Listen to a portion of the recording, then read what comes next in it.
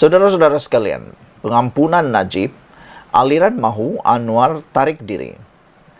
Pertubuhan aliran berpendapat Anwar Ibrahim wajar menarik diri daripada sebarang pembabitan dalam lembaga pengampunan yang meneliti permohonan membebaskan Najib Razak. Dalam kenyataan dikeluarkan hari ini, jawatan kuasa eksekutif badan itu berkata, Anwar boleh berada dalam keadaan memiliki konflik kepentingan dalam isu tersebut. Kata aliran, selepas PRU pada November tahun lalu, ramai yang menganggap Perdana Menteri ke-10 itu berada di bawah tekanan untuk menggunakan pengaruhnya bagi membebaskan bekas Presiden UMNO berkenan. Kami berharap bukan itulah yang berlaku, namun begitulah tanggapan yang wujud di luar sana dalam kalangan sesetengah pihak, katanya.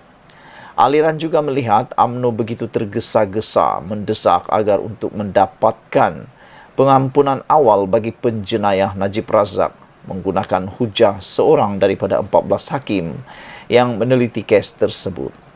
Siasatan dijalankan Suruhanjaya Pencegahan Rasuah SPRM ke atas Hakim Muhammad Nazlan Muhammad Ghazali pula, menurut aliran menunjukkan agensi terbabit sudah melangkaui bidang kuasa yang ada padanya.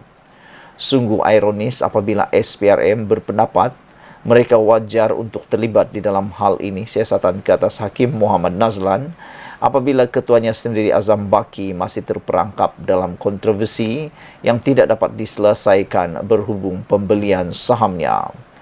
Kontroversi ini sangat mencemarkan nama baik SPRM, katanya. Berikut adalah kenyataan penuh aliran. UMNO nampaknya tergesa-gesa untuk mendesak pengampunan awal bagi penjenayah Najib Razak menggunakan hanya satu perbezaan pendapat dalam keputusan bersalah oleh 13 hakim lain di Mahkamah Tinggi, Mahkamah Rayuan serta 2 panel Mahkamah Persekutuan. Kami bimbang dengan perkembangan semasa yang kelihatan seperti kempen bersepadu dan memanipulasi fakta dan maklumat yang salah tentang bagaimana sistem pentadbiran keadilan berfungsi serta percubaan menjejaskan kemuktamadan proses di peringkat Mahkamah Persekutuan.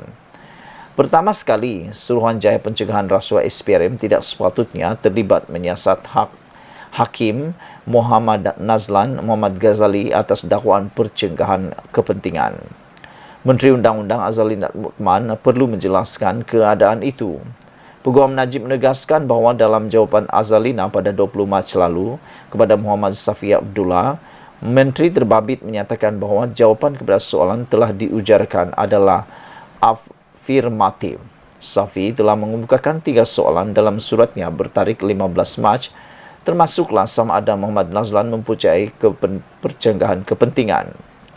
Namun sebarang siasatan terhadap hakim yang telah mensabitkan Najib sepatutnya diserahkan kepada badan kehakiman yang mempunyai prosedur serta kod etika sendiri.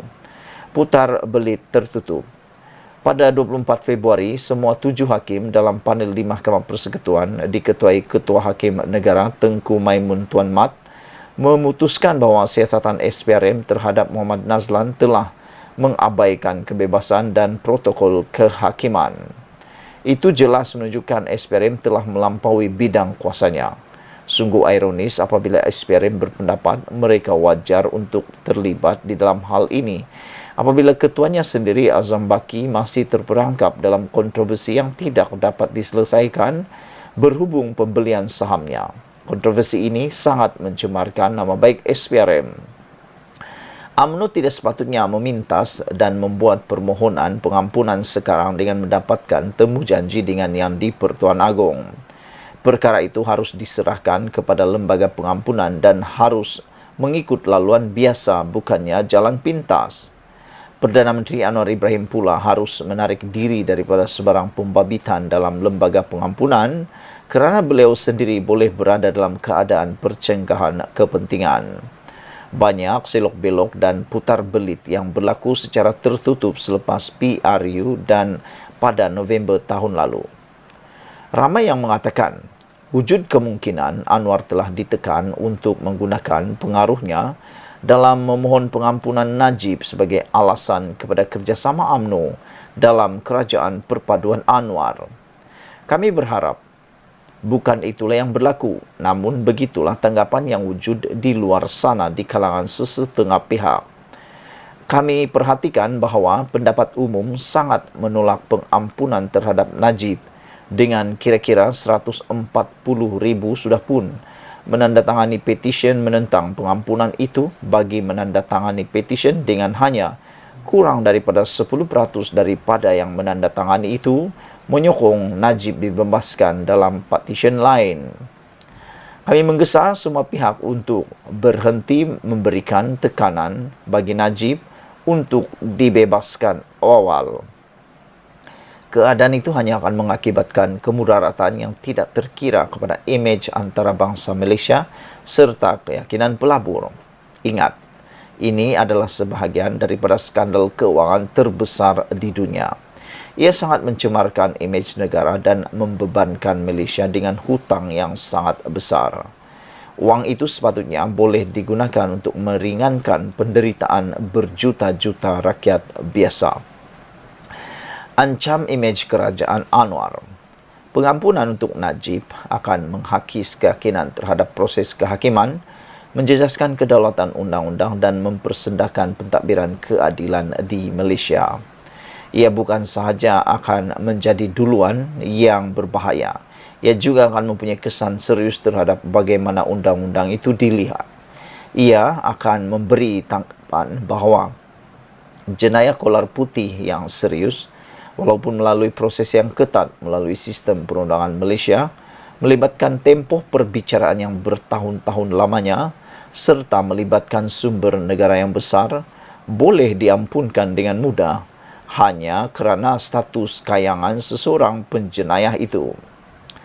Ia akan menjadi sebuah kemenangan dalam percubaan memanipulasi serta pengolahan maklumat salah yang cuba menjejaskan keyakinan terhadap badan kehakiman.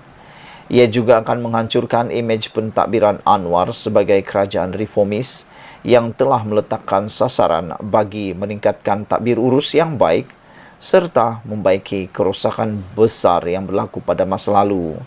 Diharapkan keadilan dan kebijaksanaan akan berlaku, kata mereka lagi. Saudara-saudara, yang paling menarik perhatian saya ialah pengampunan untuk Najib akan menghakis keyakinan terhadap kehakiman, proses kehakiman, menjejaskan kedaulatan undang-undang dan mempersendahkan pentadbiran keadilan di Malaysia. Selain itu, ia bukan sahaja akan menjadi duluan yang berbahaya, ia juga akan mempunyai kesan serius terhadap bagaimana undang-undang itu dilihat. Sekian dulu untuk kali ini. Jangan lupa share video ini. Kita jumpa lagi. Bye-bye.